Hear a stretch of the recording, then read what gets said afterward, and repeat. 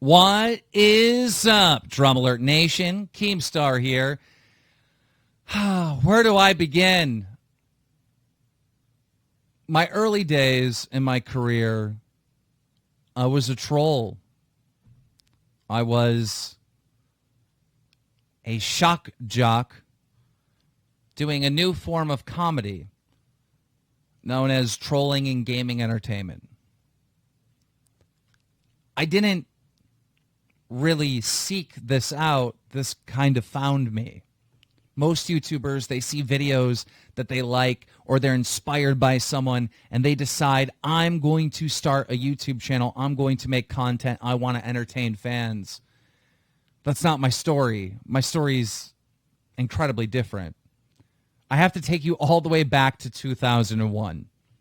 A game came out called Halo.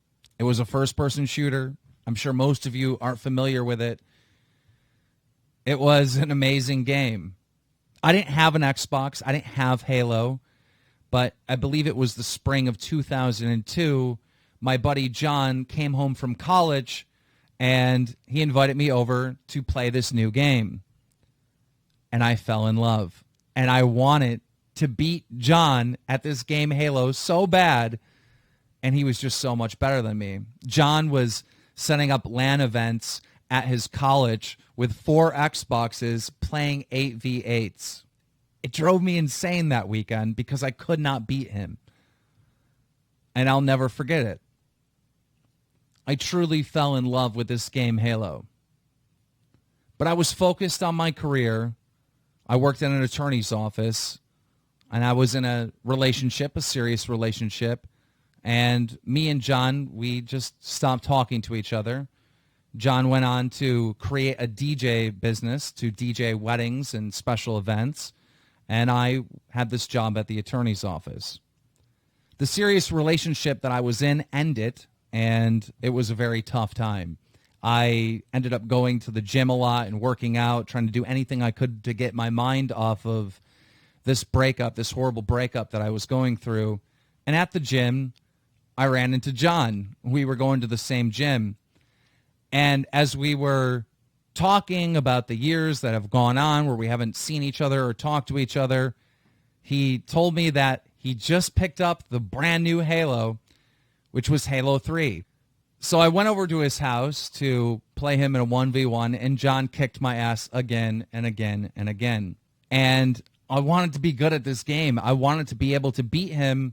So I ended up going to John's house 4 out of 7 days of the week to play this game Halo because I wanted to get good at it. There were times where I was just sleeping on his couch and then getting a shower quick and then running to work. And John told me one day, he was like, look, one of my DJs called in because remember, John has this DJ business where he would DJ weddings and he had other DJs that worked for him. And apparently one of the guys called in and he was shit out of luck, and he asked me to cover. I didn't know what the hell I was doing, so I wanted to help my friend out. So I went and DJ'd an event with no training, no knowledge. He just quick told me how to run the DJ equipment, and I guess I did a good job. You know, I had mic skills, I had presence, I was able to like hype up the crowd and play music tracks, and I fell in love with the DJ stuff. So I started working for John's DJ business part-time, and I started, I was working full-time at the attorney's office, working the DJ gig part-time, and then in my spare time, playing all the Halo I could get in. At the same time, another one of my friends invited me over to have a talk about some business that he wanted me to be involved in. And the name of the business was Quickstar. I'm not sure what Quickstar was. I was asking him questions, and he was explaining to me that basically you have your friends and relatives buy products, all right, that they would get at Walmart, but through this company, and then you also get them to join the company to sell products to their friends and family. So it was basically like a pyramid scheme. And I responded to him by saying, you know what, this is a good idea, but not to work for. This is a good idea to start. Why don't we start our own Quickstar? And they responded by saying, what are you going to call it? Keemstar. Later that night, I had a DJ gig, and a girl came up to me and she asked me, "What is your DJ name?" I didn't have a DJ name. So the first thing I thought of was DJ Keemstar. And that's how I got the name Keemstar.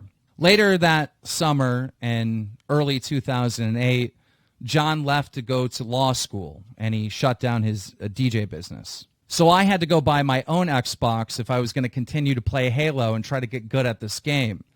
So I went out and purchased my own Xbox 360, my own Halo game, and I had the task of creating a gamer tag, and my gamer tag was DJ Keemstar. Now, when I was playing Halo at John's house, I never played online. And now that I was at my house by myself, I needed people to play against. So I started to play online. And I'll never forget this. The very first game that I went into, a 10-year-old told me that I was a fairy fuck and that he was going to jam his cock down my throat. Every game that I went into was similar to this. You know, people saying racist stuff, people saying homophobic stuff, sexist stuff, picking on race, fat shaming, you name it. That's what Xbox Live was in 2008, 2009, 2010. Every single game was a trash talking battle. And because of this, the trash talking became just as important to me as the actual competition. And apparently, I got good at talking trash on Xbox Live. I was doing a very good job at the attorney's office, and I ended up getting a bonus check. And I went out, and I had a night on the town. I was very drunk. I came home very drunk, and I jumped on Xbox Live. And I stumbled in a game, and I was talking all kinds of shit. And I had no idea. I had no idea that there was a guy in my game called Duranker recording me. Here's a few clips of my very first YouTube video that I didn't even know was being made.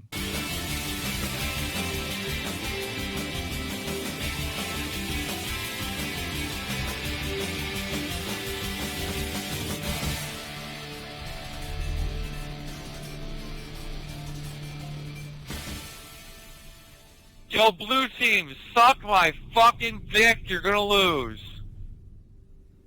Actually, Felix of Golden, I'm gonna bend your mother over my knee, shave her ass hair, roll it up in a blunt, and make you smoke it, fag. Ah, you just got stuck, asshole! You look like fucking Rudolph the Blue-Nosed Reindeer! Okay, this game's just gonna make me fucking laugh out loud the whole fucking time. Oh, another stick! You're fucking lucky I died. I feel like I'm a fucking gorilla with a fucking baseball bat fighting a retard with a spoon. This is fucking boring as hell. I'd rather fucking teabag a bear trap. Oh my god. Alright. Dude, the last time I seen failure like that, a paraplegic was trying to put on a wristwatch. You suck, bitch. So the next day, my inbox was filled with messages. There were all these messages saying, "I loved your video. Your video was hilarious." And I had no idea what was going on. And eventually, somebody sent me a link to the video, and I clicked on it, and it had 20,000 views. And I started freaking out. I'm like, oh my God, 20,000 people seen me say this ridiculous stuff in this Halo game. Eventually, the guy that recorded me, Duranker, reached out to me, and he asked me if I would make videos with him, if I would play with him, and he would record me and put me up on YouTube. I said yes. My very first task from Duranker was to enter into a trash-talking battle with a notorious trash talker from England known as Marshy D13. This is how that went. I can't hear what you're saying. You're gonna make a fucking noise. You're gonna come in here and talk about me, and you're gonna make a fucking noise. You stupid little fucking boy. You was in front of your head. Now, many people said that Marshy won. Many people said that I won. It was kind of a toss-up, but these guys wanted me to make more videos with them. So I ended up joining a trolling clan, something that didn't exist on YouTube. Trolling and gaming entertainment was never organized into a clan. There was no channel dedicated to it. We were the first. And it consisted of myself, Keemstar, which I'm Italian, Dranker, who is white, Robot, who's black, and 2 Bucks, who is Asian. You guys are the most offensive people I have ever played with on I'd rather fucking teabag a bear trap. F-A-G. Let me hear you say it. F-A-G. One more time now. F-A-G. Yeah. Federation of Asshole Gamers.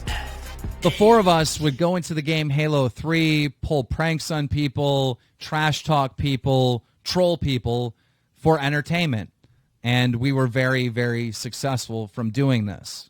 One of our most famous pranks that we would pull on Halo 3 was the boot prank. And for you guys to understand how this works, I need to explain a little bit about Halo 3. Halo 3 Social Slayer was a 5v5, 5 players versus 5 players. Now, if one of your teammates ends up killing you 3 times, then you get an option to kick them from the game. This was our bread and butter. What we would do is we would piss people off in the game, get them to betray us, our teammates, and then we would have a boot option to kick them from the game. So right before we would boot them, we would ask them questions like, what is the shape of Italy? They would respond, a boot, and then we would kick them from the game. That was the prank. Now, recently, a YouTuber by the name of GradeAUnderA has made a Keemstar Expose video. And in this video, he plays audio of me saying some incredibly, incredibly racist stuff. However, this audio is from a trash-talking battle in Halo 3. This audio is not from Dan Keem, it's from DJ Keemstar, the troll, saying offensive stuff on purpose, trying to get my teammates to shoot me so I can kick them from the game for entertainment purposes. At no time does GradeAUnderA explain that this is one of Keemstar's trolling videos. At no time is it explained that this is even on a video game or that this is even from Halo 3. GradeAUnderA extracted this audio and presented it with no graphical image of where the audio has come from, no mention of where the audio has come from, and presented it as Keemstar, me, involved in hate speech, being a racist. I find that incredibly unfair. I find it that it's misleading to the audience. If you're going to tell a story, tell the correct story. Don't leave this important context of where the audio is from and why I'm saying the audio out of the story. Don't try to mislead people and make people believe that I'm a racist when it was a troll. I was playing a character. What bothers me the most about people like GradeAUnderA taking this audio from a trash-talking battle back in 2009 and presenting it as hate speech, which it is not, it is a troll. The thing that bothers me the most is I know that I have African-American fans. And I know if they hear this, they might think that I hate them or that I think less of them, and that is not true. I'm not a racist. I don't have hatred in my heart for any race or religion or any group of people. This was an act. I'm acting. This is a troll. These are not my true feelings. This is not who I am as a person. And this is 7 years ago on Xbox Live. For those of you that play video games, for those of you that play Xbox Live, let me ask you a question. Have you ever been involved in a trash-talking battle on Xbox? I'm sure most of you are nodding your head yes. Have you ever said offensive things? I'm sure most of you are nodding your head yes. Why is it that GradeAUnderA took audio from a trash-talking battle, from a troll video within Halo 3 on Xbox Live, but had no mention of the context of where this audio was from? I strongly believe that GradeAUnderA purposely left all this information out to make me look as bad as possible. Now let's move on to the famous video clip of me calling Alex the N-word. This was, I believe, the year of 2010, possibly 2009, and it happened on a website known as BattleCam. I fell in love with this website, BattleCam, because it was a trash-talking website. You would go up on the stream and you would talk trash, and then the audience would vote if they want to keep you up or not, and then the next person would come up and they would talk trash. Because I was known as Halo's #1 trash talker, this is something that I absolutely loved. I love these verbal arguments, these verbal debates. The owner of the site, Alki David, liked me so much that he made me a moderator. And there was another gentleman there that was a moderator known as Alex. Me and Alex did not like each other one bit. Alex hated me, and I hated him for many different reasons. One night, Alki David, the owner of the site, was not there. And moderators can start anyone they want in the lineup up on the screen. And Alex kept starting me over and over and over again, making people believe that I was starting myself. He was trying to frame me. At the same time, him and a couple of his friends were spamming in the chat over and over again, Dago Wop, Dago Wop, Dago Wop. For those of you that don't know, those are racist terms for Italian people. I retaliated by saying, I'm not starting myself. Alex is doing this shit. Everybody's spamming the chat that Alex is an N-word. And I regret it. I regret it the next day when I made a public apology for me using that term. In 2011, I apologized again when I was doing a show called Billionaires Challenge. I've apologized, it seems like every year for this. And still to this day, it gets used over and over and over and over again. And this is a 7-year-old clip. I was wrong for saying that. And I just don't know how many more times I can say sorry. One thing that bothers me about people making these expose videos and people putting this clip of what I said to Alex in their videos is I wonder, what I said was racist, what I said was wrong to Alex. But at what point am I no longer the racist and the people choosing to put a guy that said the N-word in their video over and over and over again? At what point is it the editor's responsibility not to put racist content in their videos? I said this once. I can't go, and I can't time travel. I can't take it back. But we see it every day on YouTube. It's become a meme. It's become something funny. And it's not funny. It's something that's incredibly embarrassing. It's something that I want to take back more than ever, and I can't. And I think we have come to a point where people use this clip over and over and over in their video where they are choosing to have racial slurs in their videos. And I'm not saying this to make it go away or to make it disappear, because we both know that it is never going to disappear. But I think there is a responsibility for these people that use this clip over and over again. And I think at this point, people that do this are racist. They are choosing to have these racial slurs in their videos.